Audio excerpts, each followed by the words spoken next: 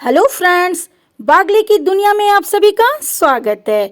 तो जैसा कि पिछले एपिसोड में हमने देखा कि मनोज जो है उसने जिम्मेदारी उठाई है कि वो रंजीत के पैसे वापस ले आएगा और उसके लिए वो भी नकली पुलिस बन के असली चोरों तक पहुंचता है। अब असली चोरों को वो दिखाता है कि मतलब वो सीसीटीवी कैमरे का फुटेज दिखाता है अपने मोबाइल पे। तो वो जो तीनों चोर हैं वो डर जाते हैं और ये समझ जाते हैं कि अब हमें बचना हमारा मुश्किल है। तो मनोज उनसे कहता है कि जो भी तुमने माल उस दिन रंजित के फ्लैट से लिया था वो सारे माल लेके फलाने जगह पे आ जाओ। और वो एक स्पॉट देता है कि वहाँ आके आ जाओ और उन्हें धमकी भी देता है मनोज कस के कि अगर लेके नहीं आओगे तो समझ लेना कि मैं तुम लोगों का क्या करूँगा, पूरी जिंदगी जेल की चक्की पिसवाऊंगा। अब उसके बाद मनोज जो है वो अपने छोटे भाई राजेश वागले को फ़ोन करता है और उससे वंदना के तबीयत का हाल चाल पूछता है। तो पता चलता है कि वंदना ठीक है, लेकिन अभी कोई रिपोर्ट नहीं आया है उसका। अब यहाँ पे वो जो तीनों चोर हैं वो पैसे लेकर आते हैं और उससे यानी कि मनोज से पूछते हैं कि आप किस थाने के इंस्पेक्टर हो और आपका नाम क्या है। तो मनोज कहता है कि क्या तुम्हें मेरे यहाँ पे शर्ट पे दिख नहीं रहा है कि मेरा नाम क्या है। तो उसके बाद जो मेन चोर है, जो सरगना है, वो उसके कॉलर पकड़ लेता है और कहता है कि यहाँ तो देश पांडे अपना नाम बोलता है और वहाँ तेरा नाम मनोज था। और उसके बाद वो तीनों चोर कस के मनोज के साथ मारपीट करते हैं, क्योंकि वो भी समझ जाते हैं कि मनोज जो है वो असली पुलिस नहीं है। इसी मारपीट के बीच में जोशीपुरा और हर्षद ये और रंजीत साथ में ये लोग असली पुलिस को लेके वहाँ पे आते हैं और तीनों चोर को ले जाते हैं, क्योंकि असली पुलिस समझ चुकी है कि मनोज जो है उनसे पैसा निकलवाने के लिए नकली पुलिस बना था। उसके बाद मनोज जो है वो कहता है कि बस 1,000 रुपया इसमें से मुझे दे दे ताकि मैं पकिया को उसका इनाम दे दूँ। और मनोज घर आता है, पकिया को कहता है कि तूने जो हर्षद भाई के लिए किया, उनका किराएदार रखवाया, इसके लिए तू ये 1,000 रुपया इनाम की ओर से रख और इसके अलावा हर्षद भाई के उस फ्लैट में किराएदार को मेंटेन करना और बाकी जो भी काम है ये मैं हर्षद भाई से कह के तुझे दिलवा दूंगा, अच्छा रहेगा, तू भी उसमें इंगेज रहेगा।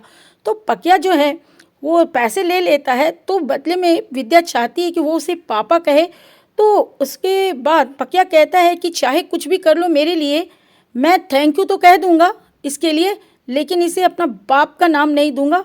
और उसके बाद पकिया जो है फिर वहाँ से गुस्से से निकल जाता है और विद्या को अफसोस होता है कि क्यों मनोज के साथ ये ऐसा व्यवहार करता है। तो मनोज विद्या को समझाता है कि जब तक कि इसकी भी ज़िंदगी में कोई विद्या नहीं आएगी तेरी तरह, तब तक ये भी नहीं सुधरेगा मेरी तरह। तो विद्या कहती है कि शायद तुम ठीक कह रहे हो। तो मनोज कहता है कि बिल्कुल ठीक कह रहा हूँ, जब से तुम मेरी ज़िंदगी में आई हो तभी तो मैं भी सुधरने की कोशिश कर रहा हूँ। अब आगे राजेश वागले जी काफ़ी टेंशन में है, क्योंकि वंदना का रिपोर्ट मिलने वाला है और उन्हें वंदना का रिपोर्ट मिल जाता है और वो तत्काल चाहते हैं कि उन्हें पता चल जाए कि इस रिपोर्ट में क्या है। तो वो सिस्टर से पूछते हैं, सिस्टर बोलती है वो जो सामने डॉक्टर हैं उनसे पूछिए। तो वो जो सामने डॉक्टर हैं वो उसके पास जाता है राजेश वागले और वो उनको भी पुर्जी दिखाता है, पर्ची। तो वो बोलते हैं कि देखिए ये तो मैंने जो चेकअप में आया है उसका रिपोर्ट बना दिया है, लेकिन जो इसके असली डॉक्टर हैं वंदना जी के, वही बता पाएंगे कि सही मायने में रिपोर्ट में क्या आया है। इसके बारे में मैं कुछ भी नहीं बता पाऊँगा। तो फिर भी राजेश वागले चाहते हैं कि कुछ भी बता दे, निगेटिव है, पॉजिटिव है या किस स्टेज में कैंसर है, लेकिन वो कुछ नहीं बताते। वो सीधा यही कहते हैं कि जो वंदना जी के डॉक्टर हैं वही सही रिपोर्ट दे पाएंगे। अब यहाँ पर घर पे सभी बैठे हुए हैं कि मम्मी का रिपोर्ट आना है, यानी कि अदर, शकी और खुद वंदना भी सभी बैठे हुए हैं कि पापा शाम को रिपोर्ट लेके आएंगे। राजेश वागले जैसे ही घर में घुसते हैं अदर उनके गले जाके लग जाता है और उनकी ओर सखी, अदर सभी देखने लगते हैं कि पता नहीं पापा रिपोर्ट में क्या लेके आए हैं।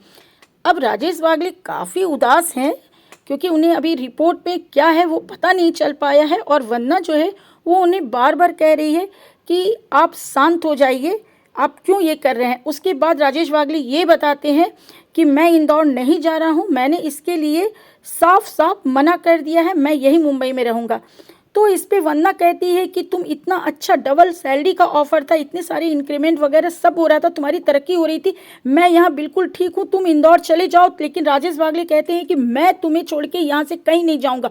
और इतनी बातें कहते कहते राजेश वागले बुरी तरह से रो पड़ते हैं और उसके बाद अपने परिवार को समेट लेते हैं, क्योंकि वो इंदौर नहीं जाना चाहते हैं, मुंबई में ही रहना चाहते हैं और वंदना का इलाज करवाना चाहते हैं। अभी रात को वो सोए हुए हैं तो उन्हें सपने में आता है वंदना को डॉक्टर जो है ट्रीटमेंट कर रहे हैं और अजीब सा उन्हें एक भयानक तरीके का सपना आता है और अचानक से राजेश वागले जो हैं वो जाग जाते हैं।